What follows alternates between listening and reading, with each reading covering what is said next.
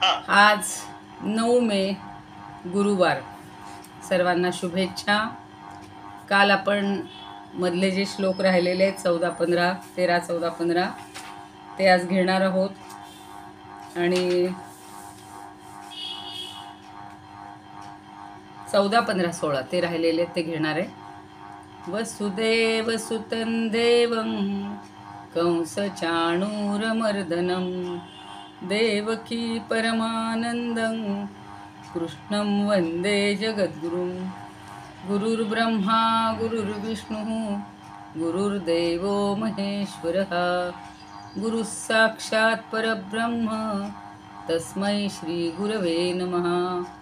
शान्ताकारं भुजगशयनं पद्मनाभं सुरेशं विश्वाधारं गगनसदृशं मेघवर्णं शुभांगं लक्ष्मीकान्तं कमलनयनं योगिभिर्ध्यानगम्यं वन्दे विष्णुं भवभयहरं सर्वलोकैकनाथं. यं ब्रह्मा वरुणेन्द्ररुद्रमरुतस्तुन्वन्ति दिव्यैस्तवैर्वेदैः साङ्गपदक्रमोपनिषदैर्गायन्ति यं सामगाः. ध्यानावस्थिततद्गतेन मनसा पश्यन्ति यं योगिनो यस्यान्तन्न विदुःसुरासुरगणा. देवाय तस्मै नमः, देवाय तस्मै नमः. जय श्रीकृष्ण. सर्व श्रोत्यांना आणि भगवद्गीता भक्तांना सादर वंदन. काल आपण पुढचे 3 तप पाहिलेली आहेत, पण भगवद्गीतेत भगवंतांनी शारीर, वाचिक आणि मानस अशी 3 प्रकारची तप सांगितलेली आहेत. ती देखील आपल्याला आचरणात आणण्यासाठी अत्यंत आवश्यक आहेत. तर आपण 14वा श्लोक पाहूयात.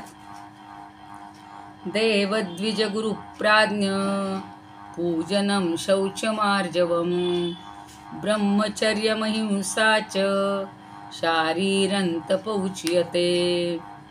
आता शारीर तप कशाला म्हणतात? खूप सोपं सांगितलेलं आहे, पण त्याच्यामध्ये सुद्धा माणसं टाळाटाळ करतात. देव, द्विज, गुरु, प्राज्ञ, पूजनम म्हणजे सगळ्यांचं पूजन. कुणाकुणाचं? देवाचं. द्विज म्हणजे ब्राह्मणाचं. गुरु म्हणजे गुरूंचं.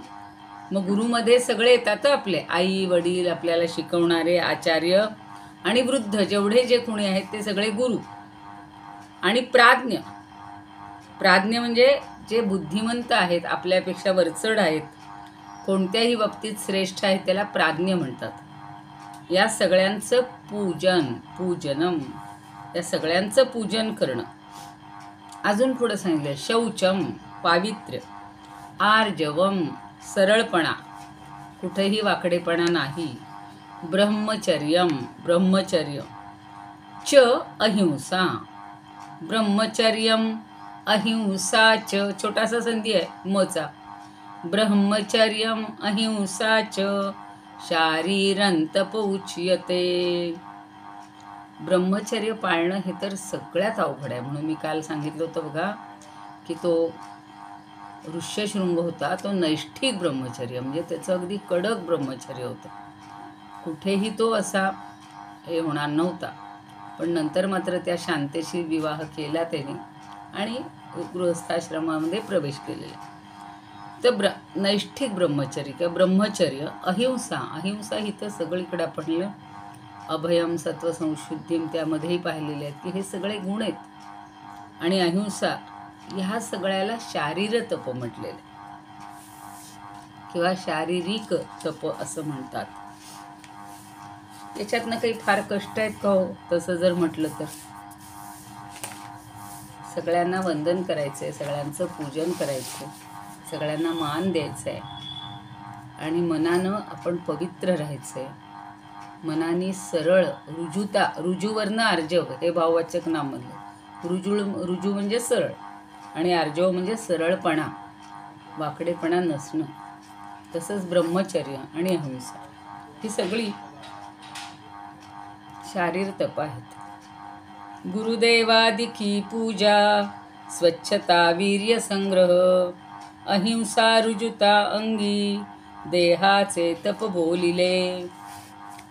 तुकाराम महाराज म्हणतात देवद्विज गुरु भजे एक भावे, देवद्विज गुरु भजे एक भावे, भिन्न त्याच्या नावे न झाला जो, प्राज्ञ परियेसा पूजनिधी वसा, शुद्धिवंत कैसा अवक्रते, सरळा अवक्र शब्द वापरला.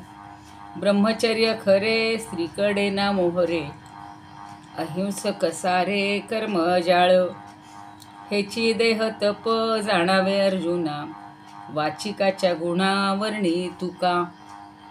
नंतर हे देहतप सांगावं आणि आता वाचिकाचे गुण पुढं सांगणार आहेत असं म्हणतायत. वामन पंडित म्हणतात, देव विप्र गुरु ज्ञानी, पूजा शुद्धी अवक्रता, देवध्वज देव विप्र गुरु अज्ञानी, पूजा शुद्धी अवक्रता, ब्रह्मचर्य अहिंसा है, शारीर तप बोलिले. कीर्तने म्हणतात, भावे प्राज्ञ गुरु द्विजाधिक गुणा, देवा तसे पूजणे. भावे म्हणजे त्यांच्याबद्दल प्रेमभाव, भाव आदराचा भाव ठेवणं. कुणाबद्दल? प्राज्ञ गुरु द्विजाधिक गुणा, देवा तसे पूजणे. भूती आर्जव सर्व काळ शुचिता, यत्ने बहु राखणे. शुचिता ही प्रयत्नपूर्वक राखायची आहे, पावित्र्य. तैसे सद्व्रत ब्रह्मचर्य असले, पाळो नियावर्तणे. हिंसाही करणेन ते वितप हे, शारीरकी जाणणे. अहिंसा, कुठल्याच प्रकारची हिंसा नाही. 81 प्रकारची अहिंसा सांगितलेली आहे किंवा हिंसा सांगितली आणि तेवढ्याच प्रकारची अहिंसा. तर कसली? शारीर नाही, वाचिक नाही, मानसिक नाही, मृदू नाही, सौम्य नाही, मृदू तर तीव्र नाही, मृदू मृदू मृदू तीव्र, मृदू मृदू मृदू मृदू तीव्र आणि मृदू मध्य. हे मध्य प्रकारचं मृदू हे काहीच नाही. सगळ्यांच्या बाबतीत आर्जव आणि मृदुता ही फार महत्त्वाची. अनंततने म्हणतात, देव ब्राह्मण गुरुबुध पूजन, देव ब्राह्मण गुरुबुध पूजन, शुचिर्भूतता रुजुता, ब्रह्मचारिता तशी अहिंसा, कायिक तप हे भरता. आता भरतच म्हणले म्हणजे भारत कुलोत्पन्न म्हणून भरता. मारुदुलकर म्हणतात, देवद्विज गुरु विद्वत पूजन, शुचिता तसेच सरळपणा, रुजुता तसाच सरळपणा, ब्रह्मचर्य ही अहिंसा कायिक, तपयास म्हणती उच्चजन. ब्रह्मचर्य आणि अहिंसा याला मोठं कायिक तप म्हणलं. हे शरीराच्या माध्यमातून अवलंबायचे बघा. अजून त्याच्यावर चर्चा करू आपण. आणि डॉक्टर खैर म्हणतात, आचार्य देव ज्ञानी यांच्या सेवेत नित्य दक्ष रहा, आचार्य देव ज्ञानी यांच्या सेवेत नित्य दक्ष रहा, शुचिता विनय अहिंसा, निर्मल चारित्र हे चितपदेहा. निर्मल चारित्र हे चितपदेहा, देहानी तप करायचे. कायिक तप किंवा शरीराचं तप, शारीरम म्हणलं सरळ. आपण कायावाचा म्हणून हे नेहमी शब्द वापरत असतो, पण यांनी चक्क तो शारीर शब्द वापरलेला आहे. शंकराचार्य काय म्हणतात बघा, देव ब्राह्मण गुरु आणि प्रज्ञावान या सर्वांचं पूजन, शौच पतिव्रता, आर्जव म्हणजे सरळपणा, ब्रह्मचर्य आणि अहिंसा हे सगळे शरीरानं केले जाणारे तप आहे. आणि शरीर ज्यामध्ये प्रमुख आहे असे हे सर्व प्रकारचं कार्य आहे. इंद्रियांच्या साह्यानं करता करतो त्याला शारीरिक तप अशी संज्ञा आहे. आणि पुढे आता सांगणार आहेत वाचिक, वाचिक बरोबर, वाङ्मय तप. जे आपण 18व्यातला 15वा श्लोक पाहिलेला होता, अधिष्ठानन तथा करता. तर ही 5 प्रकारची कारणं याच्यासाठी पण आहेत.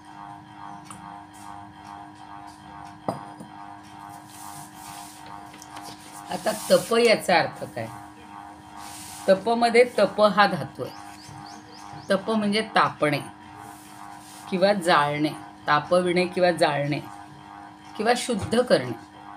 जसं सोनं मिसळीचं असलं, त्याच्यामध्ये हीन धातू घातलेले असले तर ते अग्नीमध्ये शुद्ध केलं जातं, तापवलं जातं. तिथेही तापवण्याचीच प्रक्रिया आहे.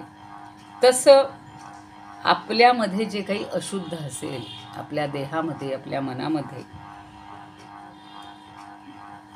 अशुद्ध ज्या गोष्टी असतील, हिणकस गोष्टी ज्या असतील, त्या सगळ्या जाळून टाकायच्यात. जाळून टाकल्या की सगळं देह शुद्ध झाला. म्हणून देह शुद्ध करूनी भजनी भजावे. ती शुद्धता जी आहे ना, ती इथे अपेक्षित आहे. आता काया वाचा मनाने सगळ्याच गोष्टी काही शरीरानंच अशुद्ध नसतात. म्हणून ही 3 तप सांगितली. वाणीनं, त्या वाणीच्या वेळेला वाणीचा विचार करू. वाचा वाणीनं आणि मनाने, अशा 3 प्रकारची आपल्या हातून काहीतरी अशुद्धता घडते, पाप घडतात, नको त्या गोष्टी केल्या जातात. आता बघा, जो काहीतरी गुन्हा करतो त्याला तुरुंगात जावं लागतं. पण जो परमेश्वराहून अशुद्ध आहे, स्वतःच्या स्वरूपाला विसरलेला आहे, वासना बाळगत आहे, अशा अशुद्ध झालेला जो मनुष्य आहे, त्या जीवाचं पहिलं कर्तव्य काय आहे की आपलं स्वरूप जाणून घेणे, स्वस्वरूप जाणून घेणे, ओळख करून घेणे. जसं आपण आरशावर धूळ साठली तर आपलं प्रतिबिंब दिसत नाही. आपल्याला छान बघायचं असतं, आपलं कसं काय मेकअप, कसं काय कपडे बिपडे घातलेले छान दिसतात का, वेणी चांगली आहे का, बायकांना गंध टिकली सगळं लावलेलं आहे ना जागच्या जागी, म्हणून आपण ते पाहत असतो. पण त्याच्यावरच धूळ किंवा धुकं असं धुरसट झालं असेल, धुरकट, तर आपण तो पहिल्यांदा आरसा स्वच्छ करतो. तसं भगवंताकडे जाण्यासाठी किंवा आपलं स्वरूप शोधण्यासाठी सुद्धा आपला देह हा शुद्ध करायला पाहिजे, स्वच्छ करायला पाहिजे. आणि सगळ्या गोष्टी मलाच मिळायच्या आहेत, मीच. तर रोज तेच चाललेलं आहे की देहाभिमान सोडा. आणि तिकडे एका मधुकर जोशी म्हणून त्यांचं गीत आहे, तिचं म्हणतात देशाभिमान ठेवा, म्हणजे देशाचा अभिमान ठेवा, पण इथे देवाभिमान, आपला देहाभिमान सोडा असं सांगतायत. म्हणजे परमेश्वराची आता कुणाकुणाची पूजा करायची ते ओळीने एक एक घेऊया. देव, पहिला देव. मग आता परमेश्वराची कशी पूजा करायची? रोज तर आपल्याला एवढा वेळ नसतो. गंध, फूल, अक्षता, नमस्कार, षोडशोपचार एवढे उपचार होत नाहीत. पण निदान एक क्रम, काहीतरी शुद्धता ही आपण देवाजवळ बसून केली पाहिजे. आणि स्वकर्माची कुसुमे, समजा आपल्याकडं फुलंच नाही आहेत, आता कधी कधी दुष्काळ असतो, मग अशा वेळेला काय करायचं, तर आपल्या स्वकर्माची कुसुमं त्याला व्हायची, पण परमेश्वराची पूजा करायची. आणि मग एक पूजा करून दुसरी जर केली नाही तर ती अर्धवट राहते. आता समजा आपल्याकडे 4-5 देव असतील, एखादा म्हणाल मी फक्त आज चतुर्थी फक्त गणपतीची पूजा करतो, बाकीचे देव ठेवतो, असं नाही चालत. आपल्या देवाऱ्यात, देवघरात जेवढे देव असतील त्यांची रोज पूजा करायला पाहिजे. असे वार वाटून काही देवांची पूजा करायची नाही. किंवा देहाभिमान कमी करून शरीराकडून परमेश्वराची पूजा व्हायला पाहिजे. नाही तर सारखं मी केलं ही भावना त्याच्यामध्ये असता कामा नये. आणि वर्णाश्रमाप्रमाणे ब्राह्मण, क्षत्रिय, वैश्य, शूद्र यांना जसा जसा अधिकार आहे तशी त्यांनी पूजा करायला पाहिजे. आता देव नंतर द्विज शब्द वापरले. द्विज म्हणजे ब्राह्मण. जशी देवतांची पूजा करायची तशी ब्राह्मणांची सुद्धा करायची. आणि ब्राह्मण हे आपल्याला सगळे संस्कार करत असतात, पूजन कसं करायचं ते सांगत असतात, त्याच्या विधीप्रमाणे ते आपल्याकडनं करवून घेतात. आणि म्हणून त्या ब्राह्मण, म्हणून बघा पूजा झाल्यावर ब्राह्मण पूजन असतं. मग त्याच्या हातावर पायावर पाणी घालायचं, गंध लावायचं, अक्षत टाकायची, फूल द्यायचं, नमस्कार करायचा. आणि आपल्या हातून काही चूक झाली असेल, आमच्या पूजा करताना काही साहित्यात कमतरता राहिली असेल तर क्षमा करा. आणि तो आपल्याकडून ही एवढी पूजा करून घेतो, म्हणून ब्राह्मणाचं सुद्धा पूजन करणं आवश्यक आहे. आणि ते सगळं पूजन करण्यापूर्वी आपण आधी शुचित्व, अंतःशुचित्व आणि बाह्य शुचित्व, स्नान करायला पाहिजे. अंतरंगात कुठे आपल्या विकार असतील, काही वाईट मनात विचार असतील तर ते सगळे टाकून द्यायचे. आणि म्हणून पुढं सांगितलेलं आहे देवद्विज आणि गुरूंचं पूजनसुद्धा फार महत्त्वाचं. आता आपल्याकडे रोज उठून तर काही कोणी गुरु येत नाहीत, पण काही कारणाने गुरुपौर्णिमेच्या निमित्तानं किंवा जेव्हा ते आलेले असतील गावात आणि मग ज्यांच्याकडून आपण अनुग्रह वगैरे घेतला असतील असे गुरु, पारमार्थिक गुरु किंवा आपल्याला जे काही शिकवलेलं आहे असे गुरु. आणि मगाशी मी सांगितलं की गुरूंमध्ये पहिले आपले आईवडील मोडतात, कारण माता पिता हे सगळे गुरुस्थानीच आहेत. आणि म्हणून त्यांचं पूजन करायचे, त्यांच्याबद्दल आदर ठेवायचा आहे, त्यांना कधीही उलटून बोलायचं नाही. आता जसं 18 पुराणांमध्ये म्हटलेलं आहे बघा, 18 पुराणेषु व्यासस्य वचनद्वयम् परोपकारः पुण्याय पापाय परपीडनम. तर परोपकार नेहमी जर केला, या गुरूंच्या बाबतीत सुद्धा आपल्याला जे काही करता येईल. आता श्रीकृष्णांनी स्वतः द्रोणाचार्यांना, म्हणजे अर्जुनाची इच्छा होती तर त्या द्रोणाचार्यांचा पुत्र ज्यांनी कोणी लपवून ठेवलेला होता तर त्याला आणून देण्याचं काम हे केलेलं आहे, किंवा श्रीकृष्णांनी सुद्धा त्याला मदत केलेली आहे. तर गुरूंची पूजा ही वेगवेगळ्या कारणाने होऊ शकते, वेगळ्या प्रकारे होऊ शकते. आणि आपल्याला किती गोष्टी करता येतील तेवढ्या त्यांची सेवा करायची, त्यांना जे जे काय हवं आहे ते आणून द्यायचं. आता कालच माझी ती भाची सांगत होती की माझ्या बहिणीचे जे शिष्य होते, विद्यार्थी होते, ते सुद्धा आता तिचे मिस्टर गेले तर सगळे येत आहेत, मदतीला येत आहेत, धावत आहेत, काय हवं आहे काय नको विचारत आहेत. ही एक प्रकारची गुरुसेवाच आहे. गुरु आता नाहीत की संपला संपर्क नाही. ज्या गुरूंनी किंवा ज्या शिक्षकांनी आपल्याला घडवलेलं असतं त्यांच्याबद्दल त्यांचं ऋण ठेवून किंवा त्यांच्याबद्दल आदरभाव ठेवून आयुष्यभर त्यांच्या ऋणात राहण्यासाठी, म्हणजे त्यांना ह्यानंही त्या रूपानं जे काही आपल्याला करता येईल ते करण्यासाठी ही गुरुसेवा आहे बघा. गुरुपूजन आणि प्राज्ञ म्हणजे जे अत्यंत श्रेष्ठ लोक आहेत, ज्या ज्या क्षेत्रात जे जे श्रेष्ठ असतील तर त्यांचे सुद्धा पूजन करणं हे आपलं काम आहे. म्हणून ज्ञानदेवसुद्धा शारीर तपाचं वर्णन छान करतात. सगळ्या ओव्या काही वाचत नाही, पण फक्त त्याचा आशय सांगते की कुठेही देवतेचे लिंग दिसू द्यात किंवा देवतेची मूर्ती दिसू द्यात. त्यांनी असं म्हटलेलं आहे बघा, देखत आहे अंगे लिंग का प्रतिमा दिठी, देखत खेवो अंगेष्टी, लोटी जे एका काठी पडली जैसी. तर दंडवत घालत जातात बघा. एक दंडवत नावाचे स्वामीच होते आणि ते अखंड दंडवत घालायचे. म्हणजे रस्त्याने जाताना जसं आपण साष्टांग दंडवत म्हणतो तसाच कपाळ, छाती हे सगळे अष्टांग आपली जमिनीवर टेकली पाहिजेत. तर हे कुणी दिसलं, मूर्ती दिसली, लिंग दिसलं तर पुरुषांनी तर अष्टांग म्हणजे तसा साष्टांग नमस्कारच केला पाहिजे, आडवं होऊनच करायला पाहिजे. आणि स्त्रियांना अधिकार असा करून नमस्कार करण्याचा असतो.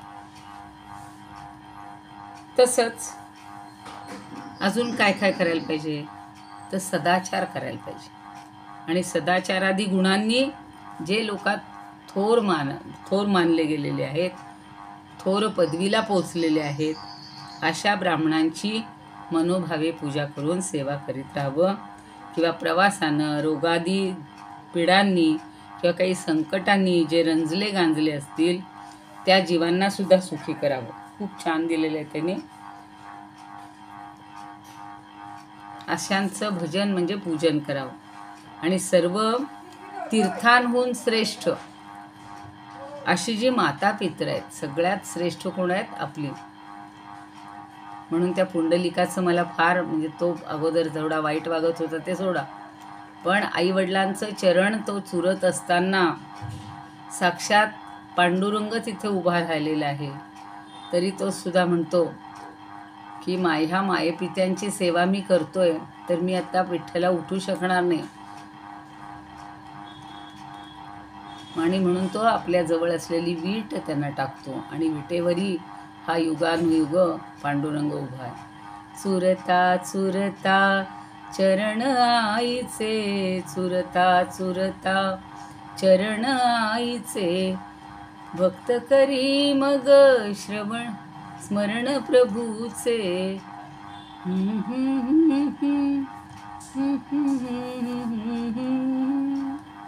फेकली वीट हरीसाठी, थांबला देव वाळवंटी. म्हणजे आई वडील हे सगळ्यात गुरुस्थानी आहेत, श्रेष्ठ आहेत आणि त्यांचं कधीही ऋण हे संपणार नाही. पण आजकालच्या पिढीला तेच समजत नाही आहे, ते सांगणं आपलं कर्तव्य आहे. म्हणून ज्ञानदान करणाऱ्या आणि आपल्यापेक्षा ज्येष्ठ श्रेष्ठ असणाऱ्या गुरूंचं आणि प्राज्ञ म्हणजे जे प्रज्ञावंत आहेत, जे त्या त्या क्षेत्रामध्ये श्रेष्ठ आहेत, अशांचं पण आपण पूजन करायला पाहिजे. हे सगळं पूजन करणं हे देहाच्या द्वारे घडतंय, म्हणून याला शारीर तप म्हणलं. आणि त्यामुळं सुद्धा आपलं शरीर उजळून निघतं, स्वच्छ होतं, पवित्र होतं. आपल्यामध्ये जर काही कुठलेही त्रिदोषपैकी दोष असतील, वात पित्त कफ असतील किंवा कोणतेही दोष जर असतील तर ते सगळे दोष जळून स्वच्छ होतात, शरीर स्वच्छ होतं. पुढचा श्लोक बघूया. आता वाचिक तप ते तर किती छान सांगितलंय बघा. म्हणजे शारीर तप कदाचित सोपं आहे, सगळ्यांना नमस्कार करणं, सगळ्यांचं पूजन करणं, पण वाचिक तप जरा अवघड आहे बरं का. नाही झालं. अनुद्वेगकरं वाक्यं सत्यं प्रियहितञ्च यत् स्वाध्यायाभ्यसनञ्चैव वाङ्मयं तपोच्यते. आता अनुद्वेगकरं वाक्यं, किती बघा एक एक शब्द त्यांनी अगदी तोलून मापून सांगितलेलं. उद्वेग करणारा आणि न करणारा ह्याच्यात शब्द बघा. उद्वेगकरं म्हणलं असतं तर दुसऱ्याला वैताग येणार, पण अनुद्वेगकरं म्हणजे कुणालाही आपल्यापासून उद्वेग होणार नाही, आपल्या बोलण्याचा कुणाला ताप होणार नाही. आणि प्रियहितम, शिवाय ते बोलणं कसं पाहिजे, प्रिय आणि हितम, प्रिय पण असलं पाहिजे आणि हितकारक पण असलं पाहिजे. कधी कधी प्रिय असलं तरी ते अहितकरही असू शकतं, म्हणून इथं दोन्ही गोष्टी सांगितल्यात, प्रिय पण वाटलं पाहिजे आणि हितकारकही असलं पाहिजे. शिवाय सत्यम, यथार्थ सत्य म्हणजे आपल्या मन आणि इंद्रियांनी जसा अनुभव घेतला असेल तसंच सांगणं. त्याला तिखट मीठ मसाला लावून काहीही वाढवून सांगायचं नाही. आपण फक्त एखाद्याला भेटून येतो आणि त्याची थोडीशी प्रकृती नाजूक असते की लगेच आपण आपल्या मित्रांना किंवा त्याच्या नातेवाईकांना आम्ही भेटून आलो, काय परिस्थिती खराब झाली त्यांची, उगाचच वाढवून सांगायचं नाही. त्याच्यामुळं दुसऱ्याला सत्यता वाटली पाहिजे, विश्वास वाटला पाहिजे आपण जे सांगतोय त्याच्यावर. आणि आहे तसंच कानाने ऐकलं असेल तरी कानाने जे खरं ऐकलंय तसंच सांगायचं, त्याच्यात मनाचं तिखट मीठ मसाला लावायचा नाही. यद वाक्यम, त्यांनी काय सांगितलं की सत्यम प्रिय हितञ्च यत्, जे सत्य पण आहे आणि प्रिय पण आहे आणि हितकारक पण आहे. यत म्हणजे जे. स्वाध्याय अभ्यसनंच एव, मग काय काय स्वाध्याय, आपल्याला जो वेदशास्त्रांचं अध्ययन असतं, पठण असतं, त्याला स्वाध्याय म्हणतात. स्वाध्याय आणि अभ्यसनम म्हणजे त्याचा अभ्यास म्हणजे पुन्हा पुन्हा प्रयत्न. बघा आता एखादी गोष्ट आपण एकदा वाचली थोडीशी समजते, दुसऱ्यांदा वाचली अजून समजते, तिसऱ्यांदा वाचली अजून छान समजते. तो सत्यकाम जाबाल असतो, त्याला त्याचे गुरु सांगतात की कुठली गोष्ट तू 9 वेळा रट. 9 वेळा केली ना तर ती बरोबर डोक्यात पूर्ण फीड होते, पुन्हा काही विसरणार नाही आहे. जसं एखादा श्लोक तुम्ही 3दा सांगतात तर तो मुलगा 3दा म्हणतो, पुन्हा एकदा सामूहिकमध्ये 3दा म्हटलं की 9 वेळा होतं, आणि 9 वेळा सांगितलं की ते एकदम डोक्यात फिट्ट बसतं.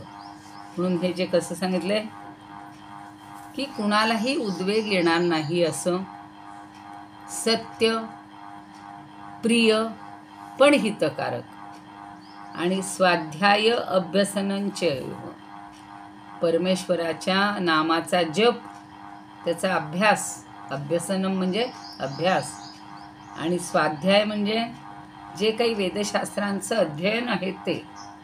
आज पाहुणे आले, आज सुट्टी, उद्या काय गावाला जायचं म्हणून सुट्टी, परवा काय थोडं आजारीच पडलो म्हणून सुट्टी. म्हणजे त्या वेदशास्त्राच्या अभ्यासाला किंवा कुठल्याही अभ्यासाला सुट्टी नकोच आहे. शक्यतो आपण घेत नाही, अगदीच काही अडचण असेल, वातावरण तसं नसेल तर घेतो. आणि व्यवहारामध्ये लहान मुलांवर हा संस्कार केलाच पाहिजे की बाबा रे, रोज नवीन निमित्त काढून घरी बसू नकोस. शाळेला जाणं तुझं कर्तव्य आहे, सांगतील तो अभ्यास करणं कर्तव्य आहे. वाचन कर, लेखन कर, प्रश्नोत्तरं सोडव, तो विषय आपल्याला व्यवहारात कसा आणता येईल ते बघ. या सगळ्याला काय म्हटलेलं आहे? स्वाध्याय आणि अभ्यासनम. च एव, च म्हणजे आणि, एव म्हणजे जोर देणारी, आणि हेच काय आहे? वाङ्मयम तप उच्यते. यालाच वाङ्मयीन तप असं म्हणतात किंवा वाणीचं तप असं म्हणतात. वाङ्मय म्हणजे वाक्चा अर्थच कळत नाही लोकांना. वाणीचं तप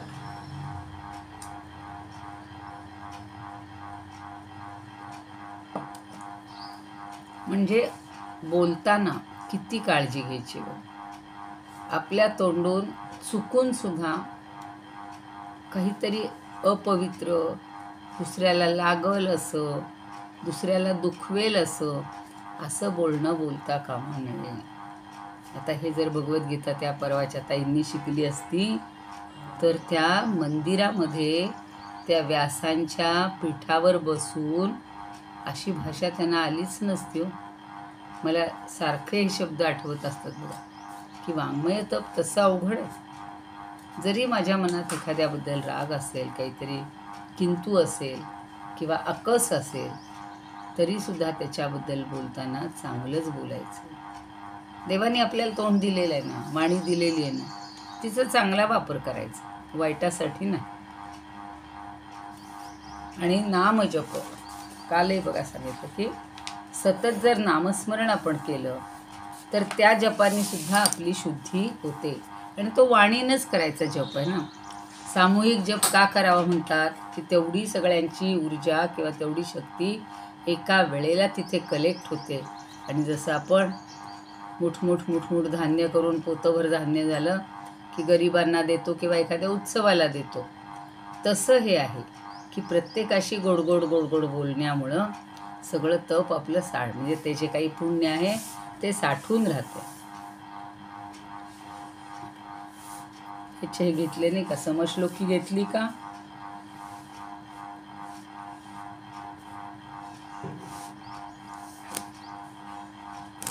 देव गुरुदेवादि की पूजा, स्वच्छता, वीर्य संग्रह, अहिंसा, रुजुता अंगी, देहाचे तप बोलिले. असे या देहाचं तप आपण पाहिले. आता वाणीचं तप पाहायचे. हितार्थ बोलणे सत्य, प्रेमाने न खुपेलसे. किती शब्द छान विनोबानी. खुपेल, आपलं बोलणं खुपतं. जसं एखादी गोष्ट टोचते तसं ते अंतःकरणाला खुपतं. स्वाध्याय करणे नित्य, वाणीचे तप बोलिले. नित्य स्वाध्याय, कुठली गोष्ट रोज रटा. तुम्ही सुद्धा नियम करा सगळ्यांनी की रोज मी 10 ओव्या तरी ज्ञानेश्वरीच्या वाचणार, रोज भगवद्गीतेचे 2 श्लोक तरी वाचणार आणि त्याचा छान अभ्यास करणार, त्याचा अर्थ समजून घेणार आणि त्याच्यानुसार मला काही आचरण करण्यात बदल करता येईल का, आचरणात मला त्यातलं काही आणता येईल का, असं पाहायचे. तर हे विनोबांनी सांगितलेलं खूप छान आहे की स्वाध्याय करणे नित्य वाणीचे तप बोलिले. तुकाराम महाराज म्हणतात, नेदी कष्ट श्रोत्या ऐसे जे बोलणे, नेदी कष्ट श्रोत्या ऐसे जे बोलणे, प्रेम पाल्हावणे साधू वल्ली, परिते गा सत्य प्रिय पराहित, की वेद वेदांत पाहणे गा, नित्य पाप कर्मी शिकावे हव्यास, जग म्हणती व्यास अवतरला, वाचेचे हे तप जाणावे बिभत्सू, मनातेही इच्छू तुका म्हणे. म्हणजे अगदी एखादा विभत्स असेल त्यांनी सुद्धा हे जर वाणीचं तप आचरलं तर तो सुद्धा शुद्ध आणि चांगला होऊ शकेल.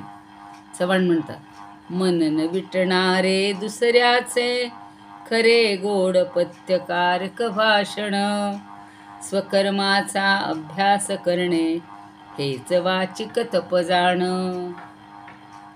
स्वधर्माचा अभ्यास करणं हे वाचिक तप आहे. लहानपणी आम्ही 8वीत असताना संस्कृत होतं. आमचे एक सर होते. पूर्वीच्या काळी छान होती पुस्तकं, आता तर मला असं वाटतं बरोबर होतं. अर्धा भाग सगळा गद्यपद्य पाठांचा आणि अर्धा भाग सगळा व्याकरणाचा. मग तिथे देव हा शब्द पहिल्यांदा असायचा. देव हा देवौ देवा प्रथमा, देवम देवौ देवान द्वितीया. असा देव झाला की मन, मग माला, मोळीनं भानुरे, शशिरे, जे काही ओळीनं आहेत असे सगळे शब्द आणि त्याच्या पुढे धातू रूपावली असायची. आणि ते वर्गात आले की पहिलं तो भाग उघडा म्हणायचे आणि जे रटून घ्यायचे की झोपेत जरी आत्ता जरी विचारलं तरी ते शब्द कधी चुकणार नाहीत. हे वाणीचं तप आहे. आणि पुन्हा तेच आपण पहाटे उठून करायचं. तिथं सामूहिकमध्ये म्हटल्यामुळं तर एक डोक्यात बसतंच चांगलं. पण जेवढं आपल्याला अधिक स्वतःसाठी काही समजून घ्यायचं असेल तर आपल्याला वैयक्तिक स्वाध्याय अध्ययन हे केलंच पाहिजे. हे वैदिक मुलंसुद्धा बघा, पाठशाळेमध्ये पहाटे 3:30-4ला उठतात. त्यांचा तो अभ्यास लगेच अर्ध्या तासात सुरू होतो. आणि जे वैदिक मंत्र आहेत ते त्या दिवशी जेवढे म्हटले असतील ते आधी कालच्याची प्रॅक्टिस करतात. मग आजची प्रॅक्टिस, आज जे गुरुजी शिकवतील ते पुन्हा पुन्हा पुन्हा पुन्हा रटून त्याची प्रॅक्टिस ते पाठ व्हायलाच पाहिजे. आत्ता म्हणलं तसं जर एक मंत्र, एक अध्याय, एक श्लोक असा जर आपण सलग 9 वेळा म्हटलं, प्रयोग करून बघा, तर नक्की तो पाठ होईल. सलग एक जागी बसून आपण काय करतो, एकदा म्हणतो, इकडं जातो, ते पाहतो, TV बघतो, अमकं करतो, नाही पाठ होणार. या जन्मात पाठ होणार. किंवा सारखं श्रवण करा, आपलं आपणच श्रवण करा, म्हणजे आपल्याला त्याच्यामध्ये नक्कीच गती मिळेल. लागेन वाक्य ऐसे वाणी बहुगोड जी हित प्रदती, स्वाध्यायाभ्यास सदा वाङ्मय तपह्यास सर्वदा वदती. मिरजकर म्हणतात, उद्वेगहीन आलाप हित सत्य तथा प्रिय, वेदाभ्यास यथा सांग वदती तप वाङ्मय. गडकरी, लागेल न मना ऐसे सत्य हितार्थ बोलणे, अभ्यास धर्मग्रंथांचा वाणीचे तप बोलती. किंवा भारती म्हणतात, वचनेन दुःख देती कल्याणप्रद तसेच प्रिय वदती, वेदाभ्यासही करीती वाङ्मय तप तेच अर्जुना करीती. असे हे वाङ्मय तप आहे. अजून त्याच्यामध्ये काही आपल्याला जास्त बोलता आलं तर बघूया. पण मला वाटतं मग अशी थोडा वेळ झालेला आहे. आधी प्रार्थना म्हणून घेते. कुणाला काही शंका असेल तर विचारा, नाही तर अगोदर आपण पुढं ते चालू ठेवू. योगेशं सच्चिदानंदं वासुदेवं व्रजप्रियं धर्मसंस्थापकं वीरं कृष्णं वन्दे जगद्गुरुं. कृष्णाय वासुदेवाय हरये परमात्मने प्रणतः क्लेशनाशाय गोविंदाय नमो नमः. ओम. पूर्णमद पूर्णमिदं पूर्णात् पूर्णमुदच्यते पूर्णस्य पूर्णमादाय पूर्णमेवावशिष्यते. ओम शांती शांती शांती. आता बघा, शंकराचार्य सुद्धा म्हणतात की जे बोलणं सत्य ठरेल, उद्वेग निर्माण करणारं नसेल, आवडणारं असेल आणि हितकर सुद्धा असेल, तर ते वाणीचं श्रेष्ठ असं तप आहे. ज्याप्रमाणे हे बाळा तू शांत हो, स्वतःचं अध्ययन आणि योग यांच्यामध्ये स्थिर हो आणि त्यामध्येच तुझं कल्याण आहे वगैरे बोलणं असं आहे, त्याप्रमाणे स्वतः अध्ययन करणं हे सुद्धा वाणीचं तप आहे. जय श्रीकृष्ण.